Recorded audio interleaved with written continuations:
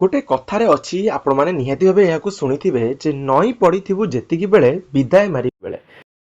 ପ୍ରାଥମିକ ଶିକ୍ଷକଙ୍କ grade ପେକୁ level 9 ଅନୁଯାୟୀ ପ୍ରଦାନ କରାଯାଉ। 2001ରୁ ଠିକା କାର୍ଯ୍ୟକାଳକୁ ଗଣନା କରି ନ୍ୟାସନାଲ ଇନକ୍ରିମେଣ୍ଟ ପ୍ରଦାନ କରାଯାଉ। ଏହି ଦୁଇ ଦଫା ଦାବିକୁ ନେଇ ବାରମ୍ବାର ସରକାରଙ୍କୁ ଅନୁରୋଧ କରୁଛନ୍ତି ପ୍ରାଥମିକ ଶିକ୍ଷକ। ହେଲେ ସରକାର ମିଛ ପ୍ରତିଶ୍ରୁତି ଦେଉଛନ୍ତି। ଯଦି ଆସନ୍ତା 7 ତାରିଖ ମଧ୍ୟରେ ଦାବି ପୂରଣ ନ ହୁଏ ତେବେ 8ରୁ ଆନ୍ଦୋଳନକୁ ଓହ୍ଲାଇବେ ପ୍ରାଥମିକ ଶିକ୍ଷକ।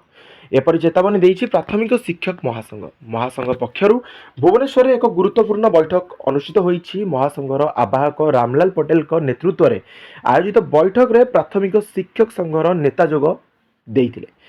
ସେମାନଙ୍କ ଅଭିଯୋଗ ସରକାର ସ୍କିମାଟିକ ଶିକ୍ଷକଙ୍କୁ ନିୟମିତ ପାଇଁ ଘୋଷଣା କରିଛନ୍ତି। ଏଥିପାଇଁ ଧନ୍ୟବାଦ।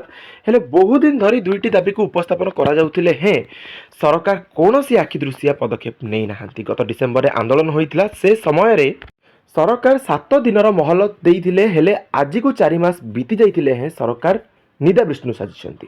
ବୈଠକରେ ଧନଞ୍ଜୟ ନାୟକ, ଦେବାଶିଷ ନାଥ, ଅଜୟ କୁମାର ଧଳ, ସୁଶାନ୍ତ କୁମାର ବେହେରା, ନରେଶ କୁମାର ପାଣିଗ୍ରାହୀ, ଲିଙ୍ଗରାଜ ବେହେରା, ଅଜିତ କୁମାର ମହାରଣା, ପଦ୍ମଲୋଚନ ନାୟକ, ପ୍ରଦୀପ କୁମାର ଦାସ, ସନ୍ତୋଷ କୁମାର ସାହୁ, ଶିଶିର ଖଟୁଆ ଉପସ୍ଥିତ ଥିଲେ।